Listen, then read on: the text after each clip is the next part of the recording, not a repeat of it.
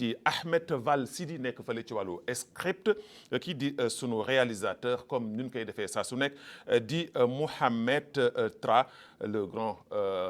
coordinateur de l'émission Tahman ànd ak ñun ñu ànd ak l'infatigable l'incontournable la voix d'or comme j'ai l'habitude de l'appeler Soxna Léna Dieye mu jox nu sunu portrait invité kan la ñu invité ji ci seen 215e numéro bu émission xeltu 55e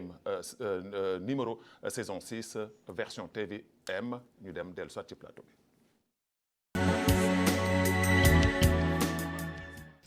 tey jii nag ñu sëggaliti leen ci beneen jaar-jaaru doomu réew Mauritanie mu ngi wuyoo Oumar Diallo juddoo ca Ndiago ci sowus bët siinu réew Mauritanie du doomu Ndiago Pire jàngee fa alxuraan ci peggu ki nga xamante ni moom la ñuy woowee maam Moussé Samba foofee ci biir Ndiago duggee fa li nga xamante ni moom mooy njàngum dawal gi waaye nag mel na ni da caa soriwul lool soriwul ci li nga xamante ni moom mooy njàngum l'école ndax mi ngi yem ci atum juróomeel maanaam 5e année moom mi nga xamante ni moom mooy Oumar Diallo mi ngi juddoo ci famille wala ci njaboot ga nga xamante ni njaboot gu mën góorgóorlu lañu di njaboot gu jàmbaare di seen góor di seen jigéen ci bi ñu demee ba mu wóor leen xel que ni li nga xamante ni moom mooy njàngum école gi du ca fodde dara ci la ñu ko indi fii ci biir capitale bi nga xamante ni moom mooy Nouakchott ngir mu tàmbali jéemanti ci yenn ci métier yi ci bi mu fi ñëwee liggéey na ci li nga xamante ni moom mooy fuuru mburu jaar na ci Michelin jotoon na fi sax yor ab saretu mbaam lépp nag ngir ñu teel ko jàngal li nga xamante ni moom mooy daan doole mu bañ a nekk ab yaafus li ñuy wax rek naan doomi mbër jàngil bëre yàgg-yàgg des na la ñam li ñu ko dugal mu di jaar-jaaram boobee di furu mburu ak lii di Michelin ak saretu mbaam bi wéeroon na leen xel que ni yàgg-yàgg dina doon ab mool ci atum 1992 ci la ñu ko dugal ci li nga xamante ni moom mooy naf gi mu nekk ci géej gi doon nag jàmbaar lool bu ñu ràññee ndax nag doon noon ku meññee ci njaboot ga nga xamante ni xamoon nañ leen ci fi nga xamante ni moom mooy tefes gi di doomi mool Pire ci njàmbaarteem googee nag mu am ci nag ay ndog-dog yu bëri yi nga xamante ni dal na ko ci waaye nag terew ko mu continuer rek nekk ab jàmbaar wéy li nga xamante ni moom mooy liggéeyam ndax ci 1995 ci la fa njëkk am accident ci biir géej gi atum 2003 ñëw naki noonu atum 2016 ñëw naki noonu atum 2015 ñëw ba tey mu wéyandi am ndog-ndog waaye taxu ko ni yàcc taxu ko ne yasar benn yoon moom Oumar Diallo mu wéy rek di liggéeyam boobee nga xamante ni moom mooy naf gi donte am na ci jaar-jaar yu métti waaye mu xam rek ne jàmbaar visam mooy daan doole ndax kat doomi jàmbaar la te lépp la nga xamante ni tey jii mooy mu doon ay waajuram rek moom mooy mu wëy nekk ab jàmbaar ba keroog bu muy wëyu ji yàlla suñu borom yàlla na yeex moom Oumar Diallo doon ko funki mbokk doon ko bëgg mbokk waaye it doon ko bëggoon waajur lool doon ko jóge woon li nga xamante ni moom mooy waajuram bu jigéen ci ay seede ci ñenn ci jege ñaaleem li ko gën a métti bokk na ci li nga xamante ni moom mooy li ay waajuram lekkul ci ndeyjooram ba regg loolu moom doon na li nga xamante ni moom moo koy gën a metti ñëpp ñi nga xamante ni xam nañu ko nee nañu nit ku social la maanaam ku bëgg def teranga la ci diggante doomi aadama ñi ko gën a jóge ku ci mel ni ñi nga xamante ni ñoom ñooy waa këram wax nañu ni ku bëgg njaboot la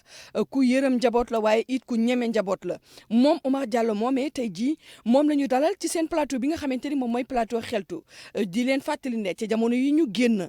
jamono yi ñu weesu ñi nga xamante ni ñoom ñooy mool yi di ñoom ñi nekk ci tefes gi ñi ngi doon jànkonteel ak ay jafe-jafe yu tar doon tàllal loxo nguur gi ba jaraloon ñu wàcc ci li nga xamante ni moom mooy tefes gi ngir ñaxtu ak lépp la nga xamante ni moom lañ doon ñaxtu ndaxam am nañ ko ak déet wéy leen ànd ak seen émission bi di xeltu lépp lu xewoon ca géej ak ki nga xamante ni moom mooy Oumar Diallo.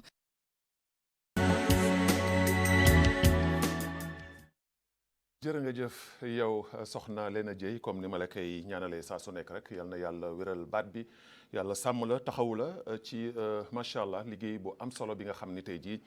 indi nga une touche particulière ci émission xeltu àdduna bi yëpp teg ci seen bët te ñëpp tamit ka daj ci kon nag duñ lay ñaanal rek yàlla sàmm la taxawu la alors sëñ Oumar tey jii defe naa ni waxtaan wi dana xaw a nag tàng tuuti te jax tuuti ndax nag li tax muy tàng te di jax ndax bare na tey jii maanaam pàcc yu nu war a waxtaane mais dama lay bàyyi nga nuyoo ko mbokku téléspectateur ak téléspectatrices yi ñu soogaan di soobu ci waxtaan wi. jërëjëf salaamaaleykum wa rahmatullah maa ngi nuyu téléspectateur Al Mauritania ak téléspectatrices yëpp di leen nuyu bu baax a baax plus Babacar Naam maa ngi lay nuyu ci invité bi di ci am contentement loolu ci la jaajëfal. voilà sëñ Oumar. du ñuy soobu ci waxtaan wi d'abord dugg ci sa dund yow parce que soo déggee li nga xam ne moom mooy maanaam portrait bi Léna def ci yow. si sa jaar-jaar ci sa wàllu ndaw teel nga bàyyi école sa école sorewul. waaye nga teel a soobu ci li nga xam ne mooy métier. ñu gis ni ci biir portrait bi dafa am particularité lu ci nekk. maanaam jàng nga ay métier jàng nga def nga fuuru mburu def nga Michelin. dem nga ba am sa saretu mbaam. loolu lépp mu wan nag tout simplement que ni comme li ko tubaab di waxee il y a pas de sot métier maanaam métier bu ñuy xeeb ak bu ndaw amul. lan moo la animé comme ni sa morom yëpp waroon demee xuus si jàng bi sore ci nga bàyyi école teel ñëw di wutu métier xel mi moo neexul woon wala lan moo la animé ak lan moo la motivé woon. merci d'accord ma ñëw ci loolu xel mi yàlla dogal na ni naqadiwul woon sax waaye tamit li ñu koy waxee rek ku teel ñàkk waajur bu góor la dama teel a ñàkk waajur bu góor mu tombeek jamono yi nga xamante ni sama yaay day jógee njaago tukki ñëw Nouakchott ba ma fa ma nekk ak ku nga xamante ni daan nekk ak sama wujju yaay la ma nekk ak sama tante maanaam ma daan gis situation yi metti lool maanaam mu may pousser ni man fokk ma góorgóorlu pour jéem a changer situation kër gi malgré que ni amoon naa mag bu góor sax mais moom it dafa gàtt fan ci loolu nag am ñu bàyyee maag ku nga xamante ni moom moo doon sama jëkkëru tante moom da daan yore ay mbaam bi ma ñëwee nag mbaam yi lu ñu doon def mbaam yi dama daan yóbbu mbaam yi dama daan jël mbaam yi di dem tool ya di bay su ma bayee bu ñëwee bu oto Unimog bi ñëwee jóge Nouakchott ñëw njaago andi ay bagages yu bare lu mel na ciment wak yooyu man ma jël mbaam mi takk ka di roñal nit ñi seen bagage ñu may fay pour ma am lu nga xamante ni mbaam yi daañu ci dund transport nga doon waaw def transport laa doon def am lu mbaam yi di dunde ma am lu nga xamante ni tamit maanaam heure jiwu ci tool yi bu amee daanu am lu nu jiwoo loolu moo ma gënoon poussé may liggéey loolu te ki ma nekkaloon mbaam la yore woon ñaata at boobu nga am booba saa maa ngi am 9 ans 10 ans 9 ans 10 ans 9 ans 10 mais ans est-ce que xam nga ci li nga xam ne moom mooy règlement mondial 9 ans 10 ans xale waruñu ko liggéeyloo est-ce que xam nga danger amoon na ci loolu waaw par exemple soo si amoon un accident de travail ñu signalé que autorité yi ki la liggéeyloo mën nañ ko sànq moom yóbbu ko ndungu siin waaw d'accord xam nga mën naa wax ni jamono yooyu mën na am ni am na ay danger yu amoon ci liggéeyloo xaleel mais tamit xam nga booba sax dañu nekk ci village te ñëpp xam nañu maanaam mbiru village ni mu mel maanaam amaan na ne yu bare dana fa xew sax kenn du ko yëg loolu moo waraloon maanaam liggéey boobu ak jéem a dimbali sa waajur ndax ci jafe-jafe yi ñu nekk ndax xam naa ne ku ñàkk papa moom maanaam ñàkk nga lu bare parce que amour paternel yi tamit dafa baax ci nit gi. lu ma manqué woon bi ngay ñàkk sa waajur bu góor ñaata at nga amoon. sama waajur bu góor maa ngi ñàkk bisu ajjuma laa ko ñàkk ma dem doxi ba ñëw gannaaw timis seen sama mag di jooy fekk booba saa sama waajur bu góor mi ngi feebar ñu jëli ko Nouakchott andi ka bay xam nga rek booba saa xëy na mag ñi xam nañ ñi yaakaar bareetu fa moo tax xam nga ku ñu déplacé Nouakchott andi la village bon mag ñi xam nañ ñi yaakaar bareetu fa moo tax ñu andi ka. ñaata at nga amoon. booba saa yaakaar naa ni su ma juumul maa ngi am fukki at ak tuuti ndax sama waajur bu góor mi ngi gaañu 91 la gaañu. nga amoon xelum njàng bàyyi fa njàng mi ñëw capitale bi di Nouakchott. Four foo ko defee Nouakchott nga ko defee. Four maa ngi ko defee non Four dama ñëw ci Nouakchott liggéey fi dugg géej liggéey fi ba delluwaat njaago ak 96 mu am kenn ku nekkoon foofu ku ñëw wax Sidi ma amoon fa benn xarit bu ñëw wax Bob ak Ballu mu nekk ko benn waaj bu tekkoon tiggant ba ma ñëwee foofu nag ma gis que sama xarita mais dama koy gis moom day sonn parce que ñoom ñaar rek la après léegi man tam ma ne comme fii dama fiy def 2 mois xaaral ma simeeku di ko jàppale si la simeeku nag ñëw di liggéey ak moom mburu bari na ñu nga xamante ne bu ñu ñëwee daañu ma xool mais duñ ma xam ndax damay kaalaw ba mu des samay bët mais ki nga xamante ni sama bàjjan la woon moom bu ñuy xool sama bët rek daf maa xam su toogee ba ma ñëw kër ga mu woo ma mun ma man xam naa ne yow yaa nekk sa Four ba loolu moo taxoon ma doon liggéey Four mais boobu saa maa ngi liggéey kon da nga doon liggéey Four di làqatu parce que bëggoo woon say waajur xam ka waaw bëgguma woon samay waajur loolu lépp loolu moo ko motivé woon waaw bañoon toog rek bañoon toog bëggoon yi tamit maanaam di def social parce que yi tamit daan na su ma liggéeyee mburu mi lu mu néew danaa am ba 15 miches yu nga xam te ne maa ko moom bu mag ñi ñëwee ay mag bu ñu ñëwee dama koy jël yor leen ko nànk ni leen jël leen yóbbu. Michelin maa ngi ci defee même année bi ma amee woon mbaam bi parce que bi may def Michelin bi yàlla yi tamit daf ma si joxoon xel daan na li nga xamante ni moo nekk ci biir fi ñuy pomper maanaam borom oto yu mag yi sax bu ñu ñëwee ñoom du ñu ko mën a dindi bu ñu ñëwee dañ may woo si man maa koy dindi après ñoom ñu continuer defar seen pono léegi ñu wax ma ni ma kii noo koy dindee ma bañ leen ko wax ndax si laa daan amee tuuti xaalis. tuuti koppar léegi nag nga jóge foofu dugg ci naf gi. waaw ma jógee foofu dugg ci naf gi naf gi bi nga ci duggee dégg nga soxna Léna li nga xam ne wax na ko ci maanaam reportage bi si sa portrait mu ni bare woon nga ci tolof accident 4 fois. mu doon loo xam ne lu doy waar la. est-ce que mën nga nu revenir tuuti ci waaw d'accord mën naa ci revenir parce que naf gi bi ma ci duggee accident bi ma ci njëkk a am mooy que ni dañu amoon benn gaal nekk si biir géej la nuit de 4e jour la ñu benn saxaar mbëkk à 1h du matin maa ngi ak sama montre ci biir géej gi mu tombeek tàng bi boo xëyee suba comme d'habitude ni ñu koy waxee ci Mauritanie rek pochère bi ak mbooye mi day bare ba kenn du gis kenn mais fu waay nekk rek yàlla moo fa nekk bi ñu xëyee suba bi ñu 1h du matin bi ñu fa nekkee ba xëy suba gaal bi dagg ñu nekk ci daggitu gaal bi noonu ndox bi bu ñëwee maanaam li ñuy wax naan vague bi baar bi ñun dañuy téye gaal gi pour mu jaar suñu kaw boppa mais tamit ñu nekk fa bay 5 heures après ngelaw li commencé taxaw ñu dem ba 5 heures et demi ngelaw li taxaw ñu dem ba 6 heures maa ngi nuyu suñu capitaine boobu ñu koy wax Abu maa ngi kiy nuyu au passage bu baax yàlla na ko yàlla dëgëral te wéral ka mu yàlla dogaloon na ni fekk na booba saa doomam mi ngi soog a juddu si lay wax naan ndeysaan sama doom day du ma gis ma ne ko yàlla day moo ñu yoree te li mu nam ma ci nun dana ko def te incha allah daañu delluwaat léegi foofu nag si la heure bi jot ma tëdd ci kaw bang yi nii ndox maa ngi ñëw man leen damay nelaw mais xol bi nelawal ba gannaaw ga ma jóg toog si la gis benn gaal mu ñëw ñu wax ma leen gaal la si la ñu gaal yi ñëw for ñu jël ñu yóbbu ñu beneen yoon bi ma jógee waat fa beneen accident bi mooy dama dem maanaam ku dem géej nappi ba ñëw ci guddi ñëw ser di xaar biir seet pour nga teer sa gaal ni ma tëddee foofu beneen gaal ñëw jóge fa jaar ci sunu kaw dóor ma ci sama mbagga mu nekkoon lu metti parce que mën naa wax ni ba léegi sax daf may jàppa mu jóge waat fa beneen voyage bi ma tane commencé waat delluwaat géej ma jóge waat fi beneen voyage bi gaal bi ñëwaat daan wàcc ci sama kaw ndigg mu jóge fa maam ay fan damay raam manuma def dara damay raam di dem ma continuer noonu bay yàlla dogal ma tanewaat bi yàlla dogalee ma tanewaat ma jogaat commencé waat demaat di liggéey waat géej bi ma demaatee di liggéey di waat géej nag maanaam ma amaat ci beneen choc léegi nag yëpp a ñëw daje maanaam mu dem ba su ma demee si médecin bi daf maa wax ni ma sa loxo bi bul ci yëkkati lu diis. mais est-ce que xam nga ni loolu danger la Oumar parce que loo xam ni sa ndaw la dal. ngay jëm di mag loolu day répercuter ci kaw. alors est-ce que pourquoi accident bu njëkk bi bu mu amee xëy na sax loolu mën nañu ko comprendre deuxième accident bi am du woon tey jii yow sa wàllu bopp sax nga dellu soit un tout petit peu à la raison xam ni géej gi sa mbir nekku fa nga dem laaji leneen wala seeti leneen. waaw kooku dëgg la parce que tamit maa ngi nuyu bu baax di jaajëfal sama benn xarit sama mag sama rak sama papa sama lépp bu nga xamante ni dañ koy wax Cheikh Mouhamed Mal Aynin génn na àdduna waa Nimjat la moom gannaaw ga moo ma wax sax ni ma maanaam bàyyil géej gi nga wuti beneen métier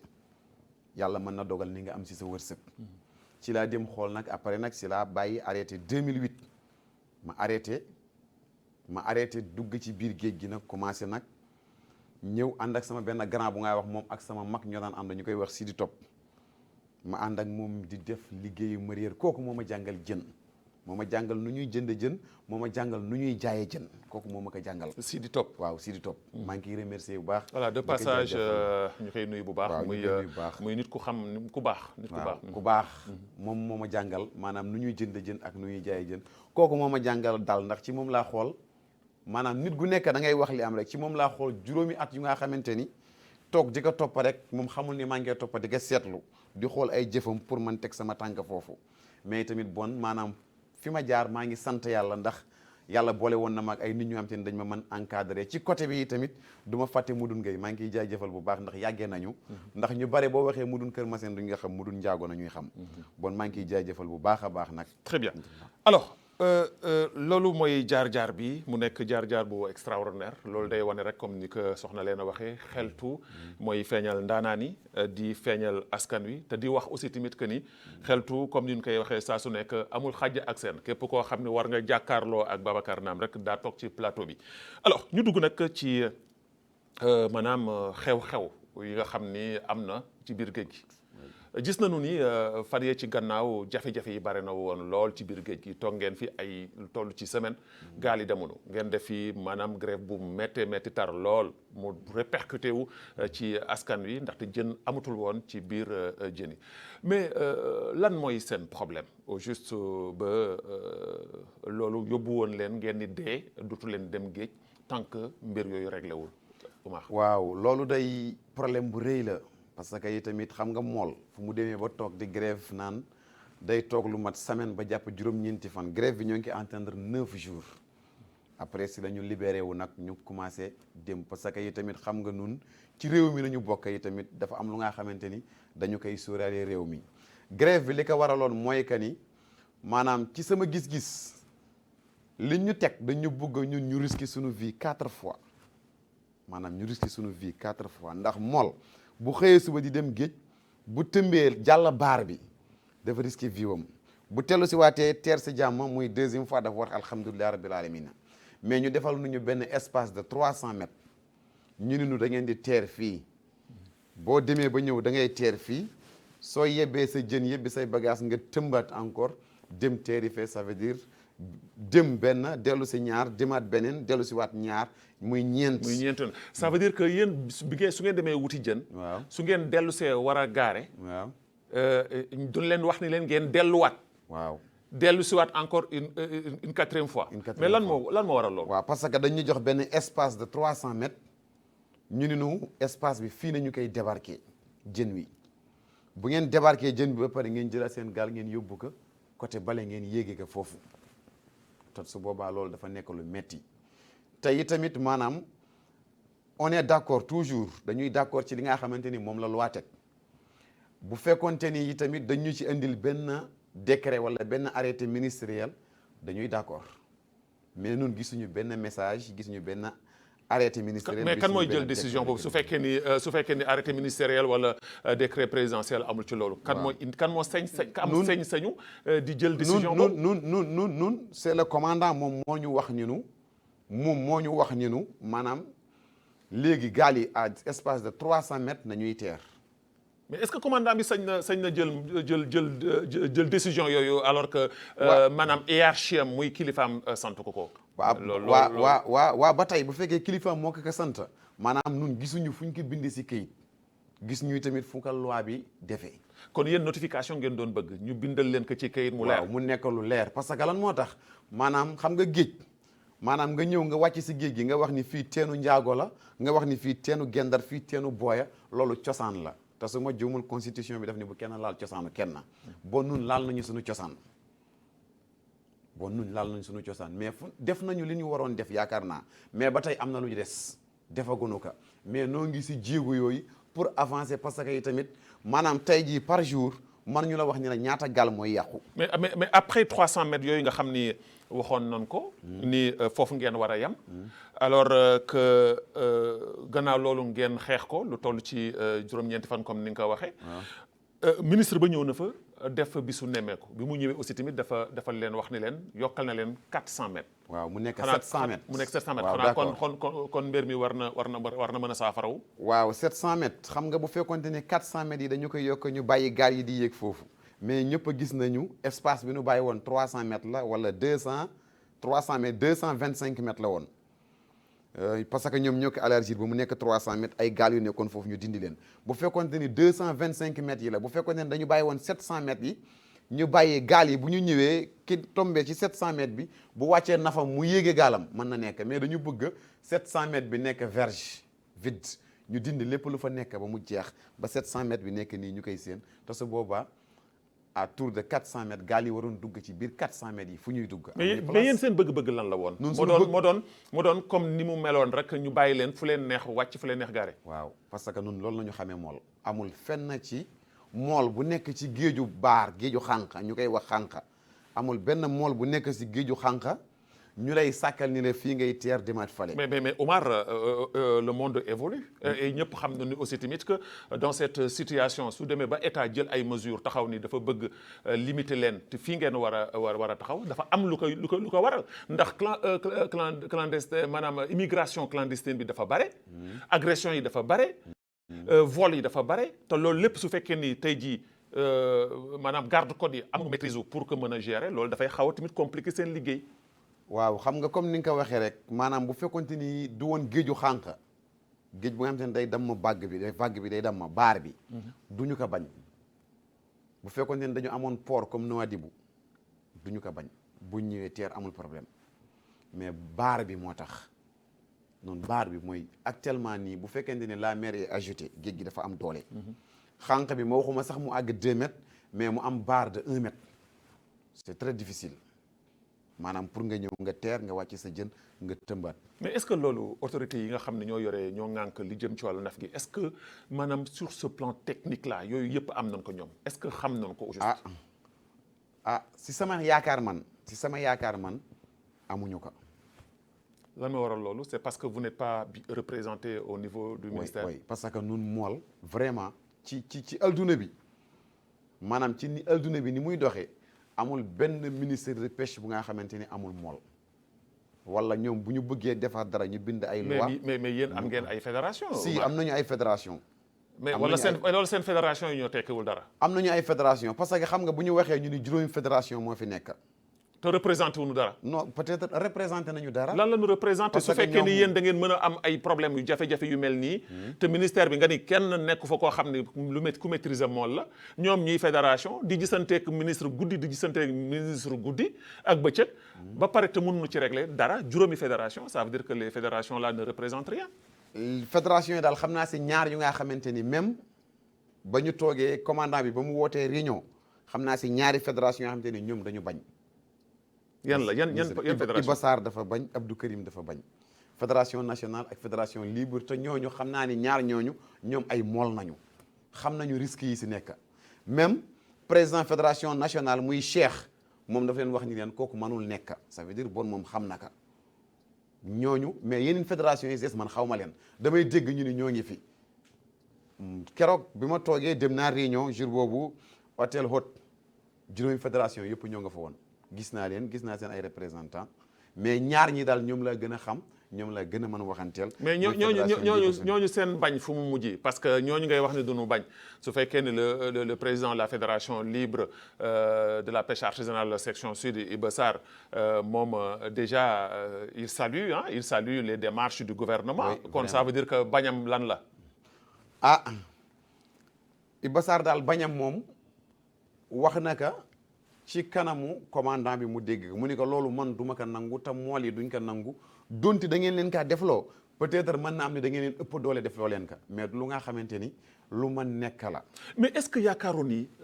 Oumar yow acteur de la pêche nga yaa ngi ci pêche bi mareyeur nga mais est-ce que yaakaaroon leen seen tolof yi ngeen di jànkanteel yéen mool yi yéen a koy teg seen bopp. parce que yéen ci seen wàllu bopp wóolantewu leen. yéen seen wàllu bopp amu leen confiance si ñi leen jiite mais amu leen confiance si seen bopp yéen parce que soo xoolee à chaque fois que il y a manifestation à chaque fois que il y a revendication yéen ci seen wàllu bopp yéen ci seen wàllu biir yéenay yàqante yéenay dagg mbir bi da ngay gis koo xam ne wax ni non man damay dem daa gis ñoo xam ne sax da ngeen jël ay mouvement ay maanaam mbir yoo xam ne da ngeen koy jël teg ko ni kenn bu mu dem géej mais daa gis ñoo xam ni daf leen di jaral sax xeex wala mu jaral leen waxante wax ju ñaaw que ni du ñuy dem. du ñuy dem biir géej est-ce que loolu mën ngeen am seen saafara maanaam seen problème saafara wu. waaw loolu day bokk na ci li ñu gàllankoor ñàkk nun mool li nu gën di jox defet xam nga bu fekkente ni maanaam dañuy waxanteeg ñu nga xamante ni maanaam dañu am doole am nañu moyen te nun mool amuñu moyen maanaam nun lu tax suñuy mbir di gën a yàqu mooy que ni ñàkk tënku ci benn organisation gis nga bu fekkonte ne nun ñëpp dañu nekkoon ci benn organisation nun mool ñu nekk ci benn organisation tënku ci benn organisation ñu am benn njiit lu ñuy def ñu wax ka lu ñuy def ñu waxtaane ka maanaam ku am ay milliards boo ñëwee si nun da ngaa delluwaat gannaaw parce que nun ñooy dugg si biir géej gi nun ñooy pêcheurs yi nun nañu soxla nun bu ñu demulee géej jafe-jafe dafa am mais tamit malgré que ni maanaam tas bi maanaam teqalikoo bi bu ñuy toogee ñii duñu nangu toog loolu moom moo ñu gën a posé problème ñàkk solidarité bi ñàkk solidarité boobu dem na ba indi leen ay jafe-jafe parce que tey jii suñu xoolee tey jii maanaam ci fichier wu donc la pêche soo ko xoolee fichier pêche bi ci kaw ba ci suuf les plus maanaam les tenants ñi nga xam ne ñoo yore maanaam pêche bi amee alal ji di ñëw di leen financer yéen ñi nga xam ne yéenay dem géej duñu ay pêcheurs kenn xamu leen ci pêche mais c'est parce que ñàkk organisation boobu moo leen waral tax yéen seen bopp su ñu gisoon tey jii Omar Diallo muy jóg Omar Diallo mi ngi dem au lieu que tey jii ñi ko war a jàppale di ay mbokkam war ko jàppale ko pour mu mën a arriver à son objectif duñ ko def dañuy wax ni non parce que nanguwuñu seen mbokk maanaam jóg wala jiite leen et loolu aussi ça pose problème. waaw loolu moom jafe-jafe bu bari la te maanaam lu ma mën joxe xalaat ak lu ma mën joxe conseil comme sama bopp ak sama mbokki mool yi maanaam idée boobu nañu ko jàllat te bàyyi ko génne ka nun li ñu war a def mooy ñu fexe ba lépp lu ñu am ñu moomal ko suñu bopp ndax comme ni nga ko avancé rek ni nga ko waxee rek adduna bi day gën a avancé te maanaam ay problèmes yu bari des na yu ñu war suñu kaw nun xam nañu loolu. et puis parce que souvent dañ leen di taxer à chaque fois que ni yéen mool yi da ngeen amul intelligence. intelligence boobu dañ leen koy tafoo chaque fois. mool yi amuñu xel mool yi amuñu xel mool yi amuñu xel. mool yi ëpp xel koo mën gis si àdduna. du ñuy wax ni nu ñàkkee xel noonu la nu ñi jën ñàkkee xel noonu la ñàkkee jën te xaloor que ni jën dafa muus. te mënu leen di lekk jën. di yëy ci boppu jën yi ba pare ni amu leen xel. wala ñu leen koy taxé te ngeen koy nangu aussi tamit parce que loolu moo indi seen divergence indi seen ay problème te loolu war na dakk. waaw loolu war na dakk. war na dakk parce que. depuis bi ngeen commencé ba léegi depuis l'indépendance ba léegi yéen a ngi ci biir géej gi yéen a maîtriser woon géej gi mais tey jii géej gi. su ngeen deful nànk da ngeen daf leen di rëcc. kooku c'est vrai te presque li ma mën wax li ma mën joxe mooy xibaar presque à 70 à 80% rëcc nañu. voilà. à 70% ba 80% loolu rëcc nañu mais itamit maanaam mosoon nañ ñu am benn waay bu ñu mosoon wax ñu ni nun dañuy wut defar benn organisation pour ñu mën a am impôt export pour mën a dimbali mool waa ji wax ñu nunu am na benn bu nga xamante ni day sunu mag ñi moom la ñu yore woon mais boobu bàyyi leen ka mun ñu su ngeen ko bëggee tamit maanaam da ngeen di tënku yéen ñëpp ngeen nangu booloo di jël seen alal di ko dajale ba mu am nu mu toll su boobaa ngeen song porte ministère yi pour ñu defaral leen loolu dana leen yomba mu ne ndax léegi fi mu toll nii këyit ku kaa defar foog nga am alal li nga wax beneen ci wàllu maanaam que ni nun géej gi ameetunu ko il faut que mu am li ngay wax mooy mareyeurs yi les mareyeurs parce que ci mënuma joxe mënuma joxe lu nga xamante ni lu wóor la source bu leer la mais ci ay information yu ma jot mooy que ni dañuy mareyeurs yi ñoom ñoo bëgg gaal yi teer foofu parce que dañuy def ay financement ci gaal yi te gaal yi bu ñuy dem benn côté dañuy dévier seen jën maanaam dañuy exemple mu war la indil 100 kilos et loolu Omar man en tant que journaliste am na gëstu bu ma si def te loolu aussi tamit que mareyeurs yi dañuy am benn part de raison parce que vol bi dafa bare. waaw loolu am na parce que da ngay dem jël sa gaal yóbbu ko jël sa essence jël sa li nga ci dépensé yëpp yóbbu dem ñu nappi ñu dellu si waat ñu dévier sa gaal jël décharge bi yóbbu ko quelque part jël une partie indi ko teg ko fa loolu tamit wax dëgg yàlla ça pose problème. waaw loolu dëgg la loolu dana poser problème parce que xam nga bu neexul nga jël sa xaalis yi tamit nga jël lu mat 5 millions ba 10 millions nga jox ko benn gaal bu demee indi 200 kilos wala 150 kilos mu indil la 50 kilos dévier 100 kilos ça man d'accord ma si. voilà ça d'accord parce que le problème aussi vol boobu. ça pose problème. waaw kooku dëgg la vol boobu ça pose problème kooku dëgg la mais man sama idée li ma xalaatoon que ñi mooy ci mareyeurs yi. maanaam dañu waroon woo ñu ñëw ñu toog ak mool yi. xam nga bu ñu nee toog ak mool yi man loo toog ak mool yëpp mais am na ci mool yi ñoo mën toogal ngeen waxtaan yéen mareyeurs yi ak mool yi. ngeen trouver ay solution mais bu fekkente ne dañu jóg rek ñu jubal ci maanaam ci garde-côte yi pour ñoom ñu trouver une solution peut-être que ni solution dana am de maanaam mooy gaal yi ñoo ngi teer ñoo ngi leen di gis mais xam nga mool moo nekk métier bu nga xamante ni maanaam moom bu la buggul jox jën dana nekk sa kanam te du la jox nga gis jën wi te yow jën wi doo ko gis doo ko gis maanaam loolu xam-xamu mool la mool mën na indi jën fii nga yaakaar ne yaaka moom te moomuloo ko mun la moomuloo ko parce que xam nga am na ñu amee gaal yi nga xamante ni il faut ñoom ñu booloo ba nekk juróom wala juróom benn gaal ñu def seen nafi yëpp ci benn gaal ndax gaal yi ñoo rëy mën ñu teer par gaal loolu moo tax mais tamit ci côté boobu yi tamit maanaam côté vol bi ñoom bu ñu waxee tamit pour sécurité la yi tamit maanaam dañu fay xaw a am dëgg ci nun loolu moo tax maanaam nun oui parce que lu tax ñuy am dëgg ci yéen da ngay xool tey jii ci biir tefes gi foofu d'après jàngat yi nga xam ne man def naa ko ak gëstu yu ma defi bare na tey jii ay moteur yoo xam ni ça coûte cher des moteurs qui coûtent 1 million 500 000 yoo xam ni tey jii dañ koy sàcc maanaam ñi koy sàcc ñi mooy ñiy jël tey jii di def ay clandestin di jël gaalu jàmbur jël moteuru jàmbur yóbbu ko waaw xam nga loolu mu poser des problèmes yu rëy sax te loolu aussi tamit que loolu su fekkee ne garde côte yi du ñu bàyyi noonu rek muy dem ça veut dire que insécurité totale moom mooy am ci tefes gi xam nga bu ñu dee wax ci wàllu clandestin maanaam ci loolu noonu ñun mool noo njëkk noo gën a sonn noo gën a sonn ci affaire clandestin parce que xam nga la moo tax gaal gi nga daan bàyyi sa moteur boo xëyee suba dem ak sa essence léegi mënatoo ko fa bàyyi day tax chaque jour surtout seen tournant bi mënatul bàyyi parce que seen tournant mi ngi yeb ak 15 bidons ba 17 bidons 60 litres essence su ko fa bàyyee il risque de benn pirogue clandestin ñëw jël essence am yóbbu ko ak moteur am xam nga bon ñun am nañu problème te problème bi mooy ñoo ngi jël suñu alal bàyyi ko si géej gi te xamuñu biir bu setee fu muy mujjee bon maanaam nun mool clandestin nun ñoo si gën a sonna deuxième bi mooy que ni affaire clandestin li nga wax dëgg la parce que yàggul du ma waxee ni waa kër Mbaye Niang Lo waalo yi si nañu sàcc seen benn moteur 60 ci seen biir gaal yóbbu ko tu vois xam nga bon maanaam nun clandestin dañ ci sonna te clandestin mën naa wax ni lu man ak Mam Paate daan na chaque jour dañ daan nekk si géej gi di jàppale garde côte yi ci affaire clandestin boo waaj la yeb principal bi ak le commandant ñoom xam nañ ko jàppale nañ leen ci amee affaire clandestin heure bu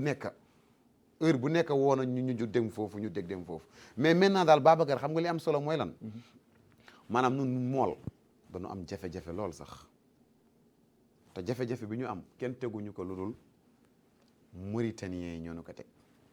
c'est-à-dire Mauritaniens la ko teg ñan ci Mauritaniens ñoo leen ko teg. Mauritaniens yi ñoo ñu ko teg garde côte yi.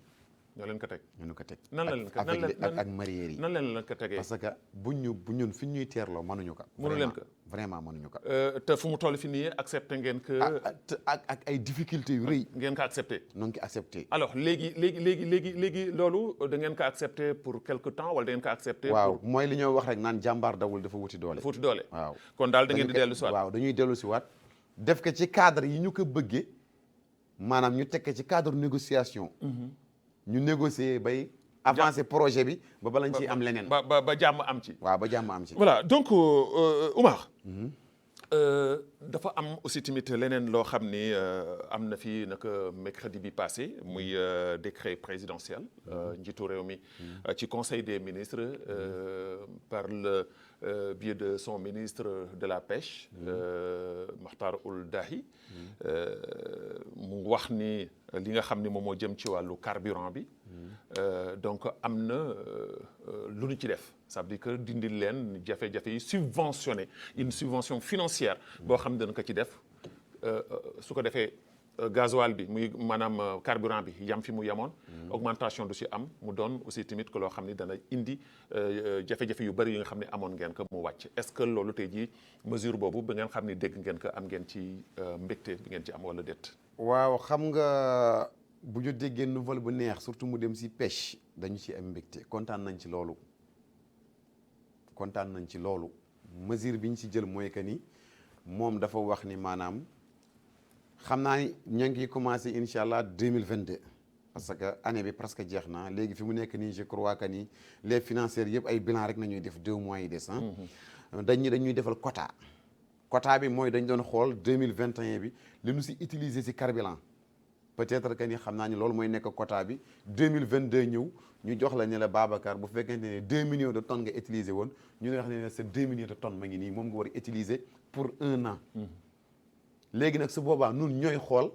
essence bi nan nañu koy organiser pour mu mën nu diireel 1 an bi su fekkente ni dañu koy utiliser ci si 8 mois bi wala 9 mois bi maanaam sunu essence bi ñu joxoon jeex na léegi nun dañuy su boobaa dañuy jël essence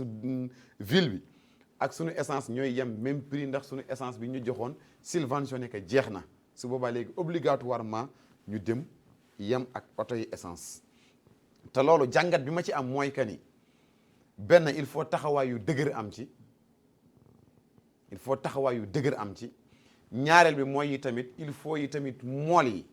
ñoom fédération yi ñu woo mool yi ñu ñëw ñu toog ñu waxtaan ak ñoom parce que mool yi ñoom ñooy acteurs yi mool yi lu bari day xew ci essence bi ñoom ay victimes nañ ciy nekk duñ ci xam dara parce que man mënuma ñëw ñu jox mool yi essence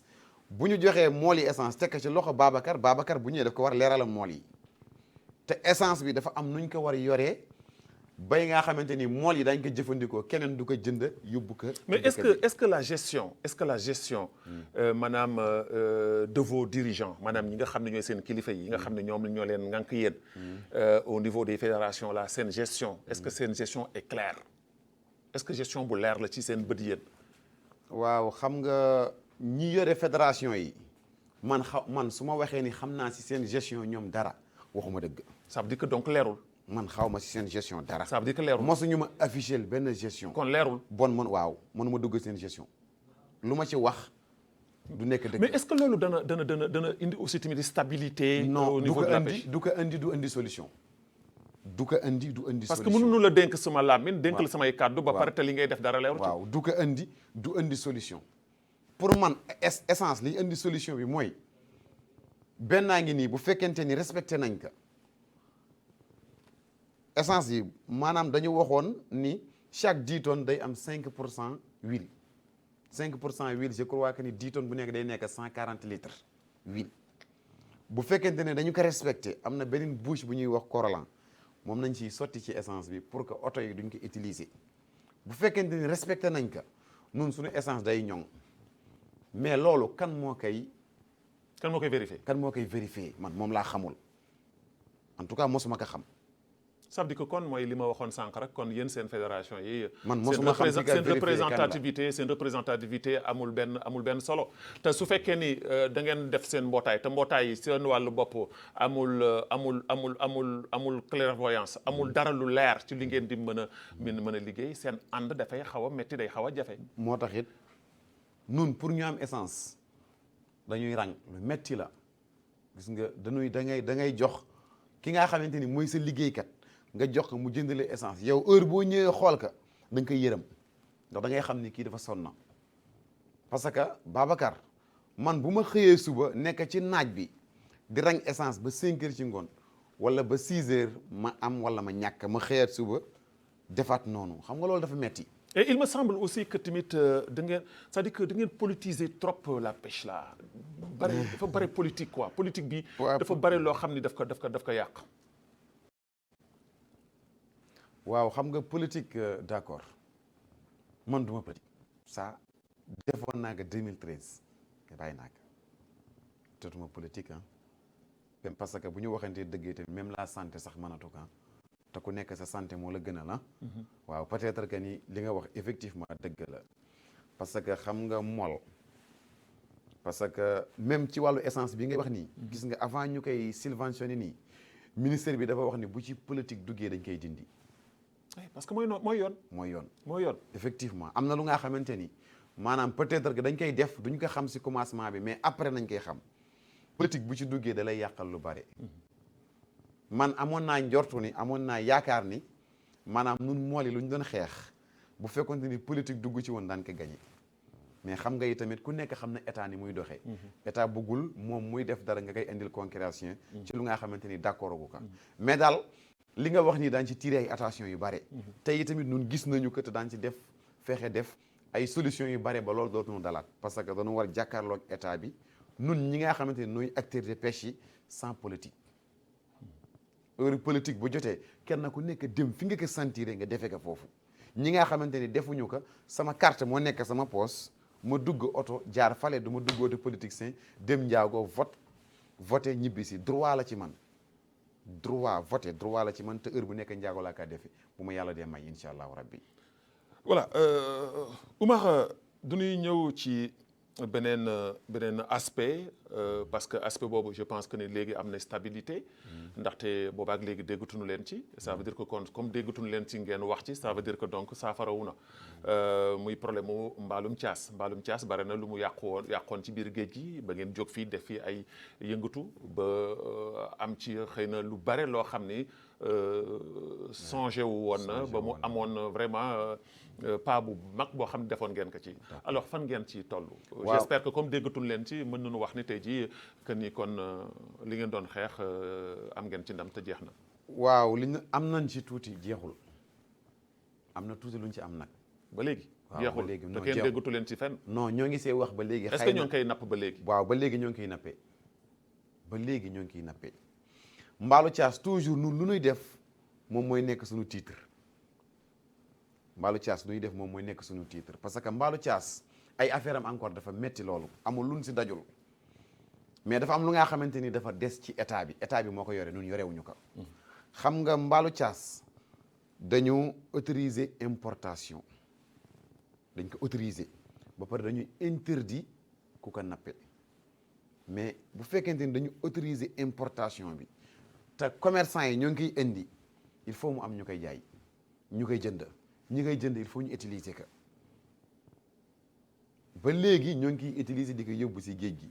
du ma wax ni kenn man maa ngi koy gis ba léegi. waaw mais yéen su fekkente da ngeen bëgg da ngeen di xeex mbaalum caas mais yéen seen xeex boobu dafa mel na peine perdue la parce que lu tax mu nekk peine perdue mooy yéen si seen wàllu bopp yéen ñi nga xam ne yéenay tagu di revendiquer ay mbaalum caas yéen xam ngeen mbaalum caas yi fu mu nekk. yéen xam ngeen ni problème bi du ñuy dem ñi tey jii di ko yóbbu parce que ñi koy yóbbu ñi tey jii presque mën nañu wax ni 45 ba 50% ñi ko doon def xëy na xawoon nañu ragal ba retiré wu defatuñ ko woon mais ñi nga xam ne ñoo koy importe di indi boutique yi koy jaay ñoo ngi fii ci biir réew mi te xam ngeen fu mu nekk waaw mais lu lan mooy seen pexe yéen ci loolu waaw luñ suñu pexe loolu ci loolu xam nga moo doon lan moo doon ministre de commerce rek wax ni maanaam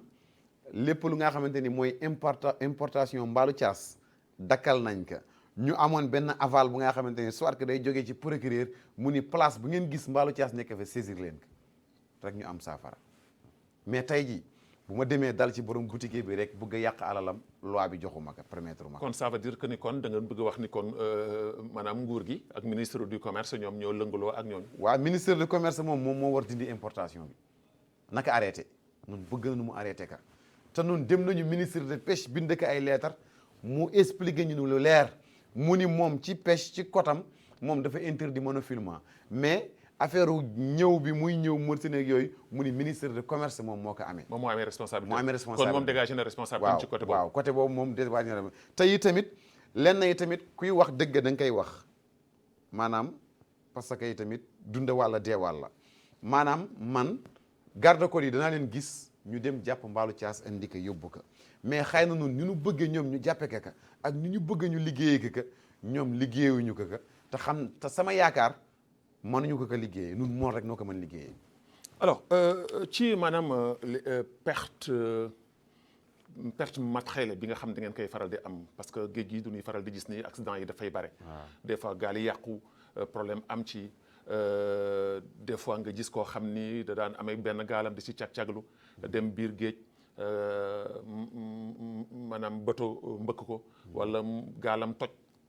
ci biir ndox mi mu wàcc si ñëw finalement day mujj nekk koo xam ni amatul lu mu xëyee dem géej day wàcc ñëw di neeraan ci biir géej gi pour am lu mu dundalee njabootam yéen ci seen wàllu bopp au niveau de vos fédérations là mu nekk fédération xam ni da ngeen waroon organiser wu peut-être que pour jàppale ñooñu loolu tamit jàppale bi gisuñu ko alors nan lay demee lan moo waral tax aussi tamit que assistance boobu ngeen xam ni war ngeen ko def ak ñi nga xam ne ñooy yàq seen matériel ci biir géej gi du ngeen leen assister ci wàllu waaw kooku dëgg la parce que tamit li may njëkk a wax mooy que ni xam nga mool ñun dañu am suñu ay licence di ko dagg chaque année te amuñu assurance te man dama yaakaaroon ni suñu licence ñoo war nekk suñu assurance te amuñu assurance ku fi sa gaal yàqu nga dem def accident biir géej yaay perte. amu leen assurance ni non. te ngeen di dagg carte grise. Wallaay. di dagg licence. di dagg ay carte waaw amuñu assurance. marieur. waaw waaw te amuñu benn assurance dagg carte mariée chaque année nga dagg ko 36 000 ouguiya tey tamit amuñu benn assurance ba pare mool amul encore benn assurance maladie amuñu ko kenn dimbaliwuñu ci côté boobu dara. kan moo leen war a dimbale. parce que yéen a war a dimbale l'État. mais avant l'État yéen a war a organiser wu dimbale seen. waaw ça c'est vrai. parce que yéen ñi nga xam ni toujours damay dellu si fédération yi parce que man seen fédération yooyu. ngeen tas ko def ko daayira moo gën. parce que amul benn njariñ. parce que fédération boo xam ne yéen mënu leen tënk dara su ngeen toogee ak ministre. mënu leen tënk dara mënu leen arranger dara si nga xam ne mooy problème mu mool yi mais kon c'est pas la peine kon dem leen bénévolement rek. ngeen di liggéey su ngeen yàqulee ngeen jéem a defaral seen bopp toog jàpp seen jàpp. loolu li nga wax nii dëgg la mais tamit xam nga fédération yi maanaam état moom moo defar fédération yi moom moo ni du waxanteeg pour ci Mauritanie. état daf ni moom maanaam ministère de pêche moom fédération yi laay waxanteel ci affaire pêche bi moom daf ni fédération yi lay waxanteel. waaw léegi suy waxanteeg fédération yooyu ngeen jël yéen fal leen di yéen leen fal. waaw fédération yi en tout cas. wala falul leen. fédération nationale. waaw def nañu vote. waaw bu ñu defee vote. waaw man gisuma ku fa dagg carte. peut-être am na ci côté xëy na côté naar yi sunu mbokku naar yeeg yooyu. mën na am ni dagg nañu ay carte pour vote gaal yu ndaw. waaw mais sinon bu dul loolu côté seen tournant laa gis ñu dagg ay carte voté ak mais bu fekkente ni ci gaal yu ndaw yi la yi ma xam. kon ni ngay waxee Omar ni ça veut dire dafa mel ni njuuñ njaaj daf ci am. ci vote yi. ci vote yi. waaw non vote yi xam nga. est-ce que leer na. man fekkee mu fu ñu doon voté sax man dama xëy suba rek. ñun la fédération taxaw na. ñu ni dañuy voté bi ñu commencé dagg carte yi bi ñu xëyee suba ñu ñëw ñu ni Cheikh moo nekk président fédération nationale ba laa wax. ñu ni Cheikh moo nekk président parce que man aw ma fa xam-xam foofu encore bu fekkoonte ni bu libre la mën naa fi wax dara. mais bu national aw ma fa xam-xam. doy na waar yéen daal sëñ bi. mais sëñ Babacar comme li ma la bëgg a wax. war ngeen xoolaat seen bopp bu baax ci yenn yi. bu baax kooku dëgg la parce que vraiment organisation bi moom. amul waaw li ma lay wax ci ni organisation. xam nga noonu commencé woon nañ fi def benn organisation bu nga xamante ni. vraiment su continuer woon dana am réussite bu rëy rëy. mais li ñoo wax rek naa nun su lépp nun suñu biir la. lépp nun suñu biir la xam nga coopérative la mool. doon nañ fi def ay organisation yi nga xamante ni vraiment yaakaaroon naa ni moom mooy defar tefas gi. waaw yu am solo. parce que doon nañu def ay quête ay cotisation yu nga xamante ni maanaam bu sa moteur réeree ñu jox la 460 000 nga mottali si même pas 300 000 nga jënd. maintenant léegi ça fait 4 ans léegi. ça fait 4 ans doxul. parce que lancé waat nañ ko fi mais tamit dafa mel na. man xaw ma lan moo dugg suñu diggante ak nit ñi. c'est-à-dire que yéen daal comme ni ma leen waxee woon sànq seen njëlbeen rek mooy yéen moo di daal. war nañ leen comme yéen a ngi dem géej. te xam naa ne ndoxum xorom si moo leen jàpp seen yaram bi. war na leen yóbbu dex ga nag ndax ñu lenqal leen ndax xorom si dañ parce que xorom si defe naa ne moo leen sonal. voilà Oumar du ñuy ñëw nag ci maanaam deuxième phase émission bi am na nu muy demee te xam nga bu baax yaa ngi koy topp xeltu. defe naa ni da nga koy seetaan lu bare. léegi dama bëggoon nga jël ñaari Kleenex yi ma la joxe. jël Kleenex yi voilà ñu ànd ak waa régie ànd ak ki nga xam ni moom mooy Fatimetou Bilal Mohamed Tra si sunu maanaam deuxième partie de l'émission muy ay témoignages yoo xam ni def nañ ko seeti ay mbokku l'invité ñu ko jóge ñu wax nu jëmale ko ci moom ñu dem si sunu premier élément del soit ci plateau bi.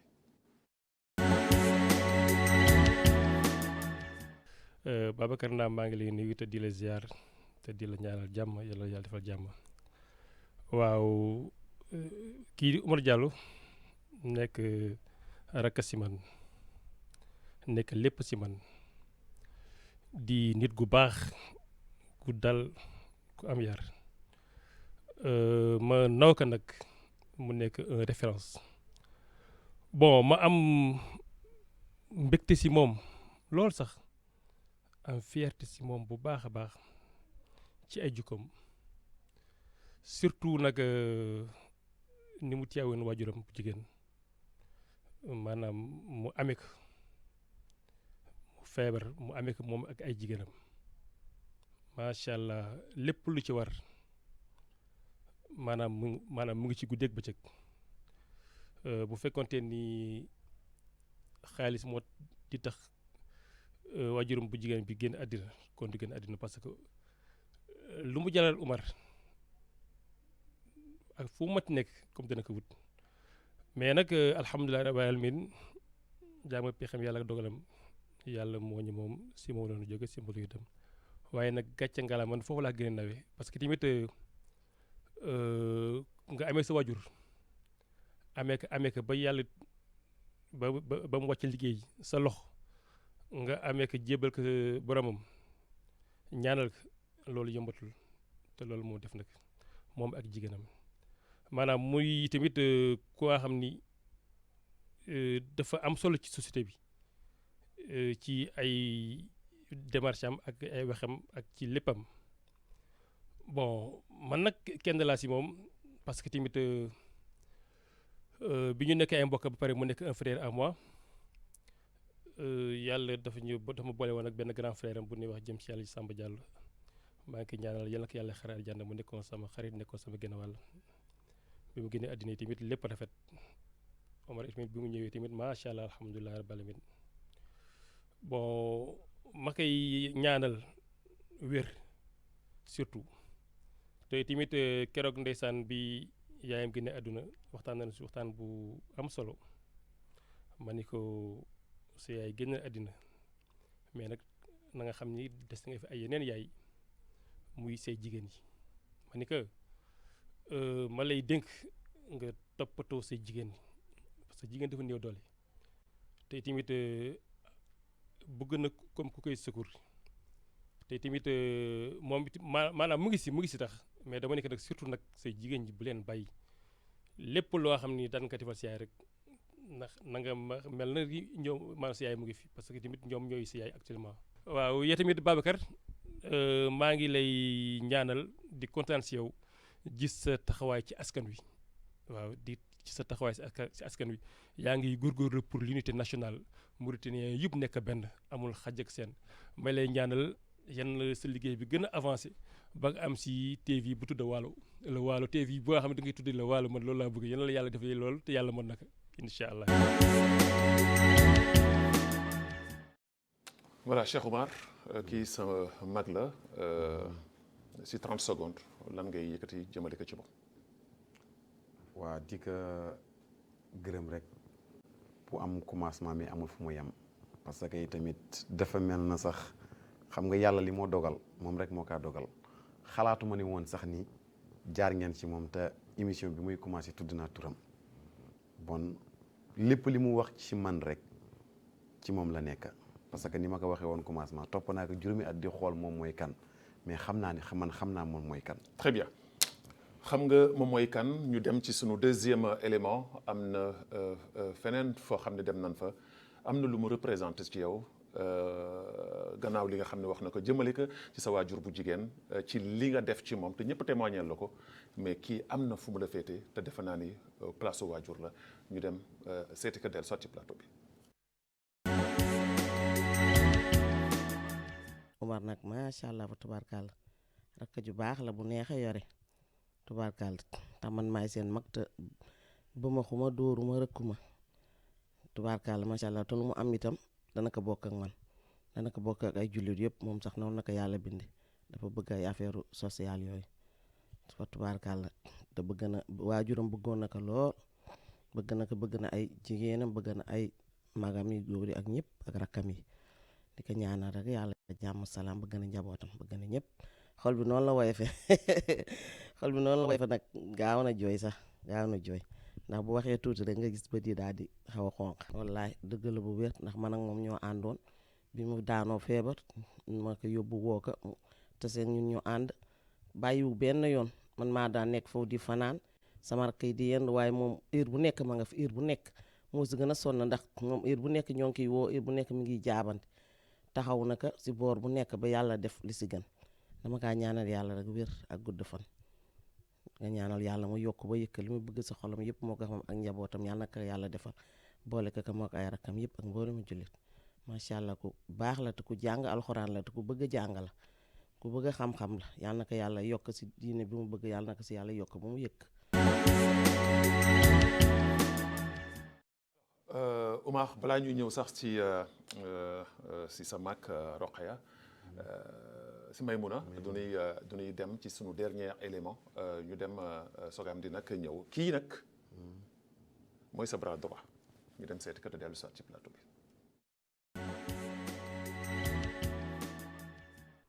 nit ku baax la wax dëgg yàlla nit ku jullite la nit ku jaambure la nit ku am jàmm la nit ku am sutura la wax dëgg yàlla buggul dara lu nga xamante ni dina jóge si moom di naqadi nit ñi am na diine am na lislaam te am na yërmande macha allah daal li ñu mën wax si moom daal wax dëgg yàlla bari na trop. dëgg yàlla man ma ndax moom daal li ma neex si moom dafa bari wax dëgg yàlla ndax daal jullite na wax dëgg yàlla góor gu am jàmm la góor gu yërëm njabootam la wax dëgg yàlla yërëm na njabootam côté bu nekk la ñuy taxaw macha allah manqué wuñu dara wutuwuñu dara si mbedd mi lépp lu mu am rek bokk na ak ñun lépp lu mu am rek wax dëgg yàlla bokk na ak ñun wax dëgg yàlla dañu taxaw ba taxaw fu nga xamante ne sax li si ëpp góor du fa taxaw jabaram waaye moom dana àgg ak ñun foofu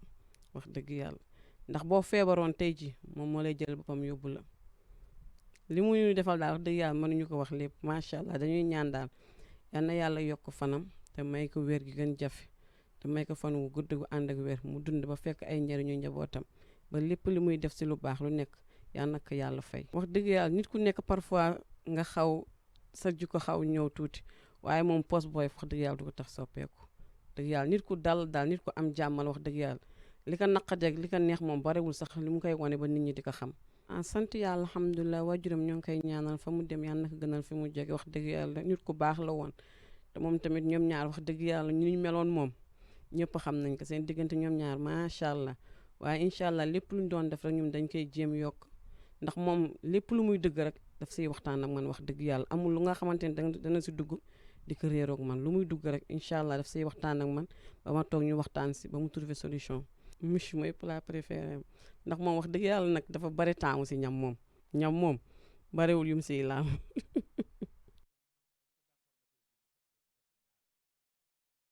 waaw incha allah heure bu ko yàlla dogalee rek bu jotee rek incha allah dina yomb incha allah bu ko yàlla dogalee rek incha allah dina ko def.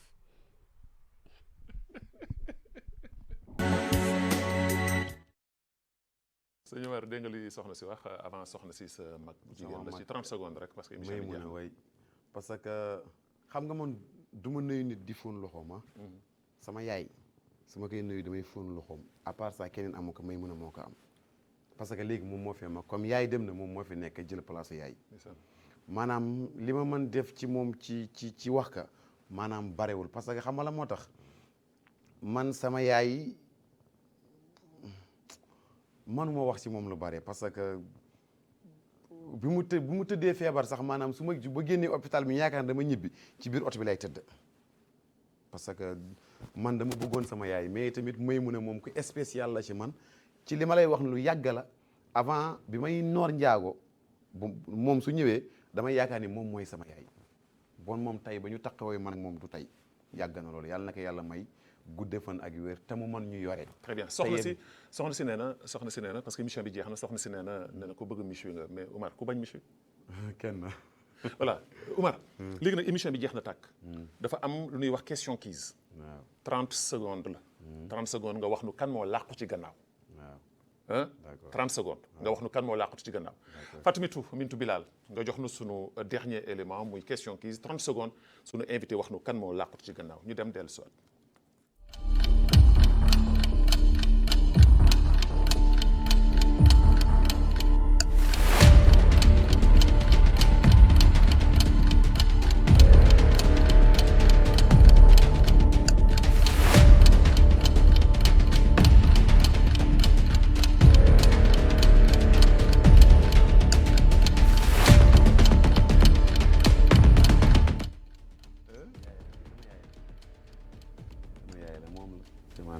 C'est ta mère. Oui. Que tu aimes bien. Wallaahi.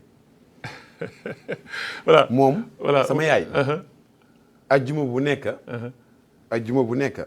aw ma jot wax dëgg yàlla mais lu mu néew. danaa jàng juróom-benn xisib pour moom. macha allah. lu mu néew. macha allah danaa jàng juróom-benn xisib yàlla na ko jot. amiin Oumar ñu ngi lay gërëm di la sant. maa ngi lay gërëm yow di la sant. di la ñaanal bu baax a baax. amiin yàlla nañu yàlla fi nga teg sa tànk foofu la bul ko wàcc. incha allah yàlla gunge la jàppale la.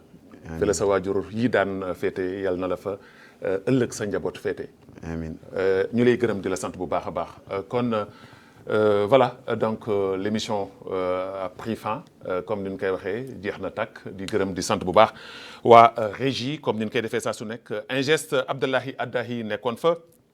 Commutation Fatoumata Bilal di gërëm di sant bu baax a baax ki nga xam ni moom mooy Ahmed Val Sidi Ariba nekk fële ci wàllu script Sidi Mouhamed Moustapha Mouhamed nekk ak ñun ci wàllu son réalisation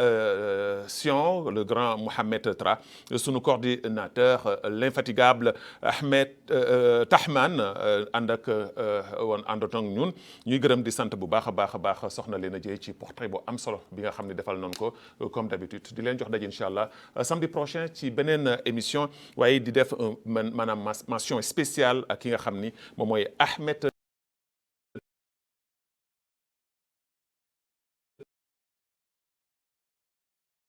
Tall mi nga xam ne moo nekkoon ak ñun ci wàllu cadrage ba samedi prochain incha allah wasalaamualeykum wa rahmatullahi taala wa barakatu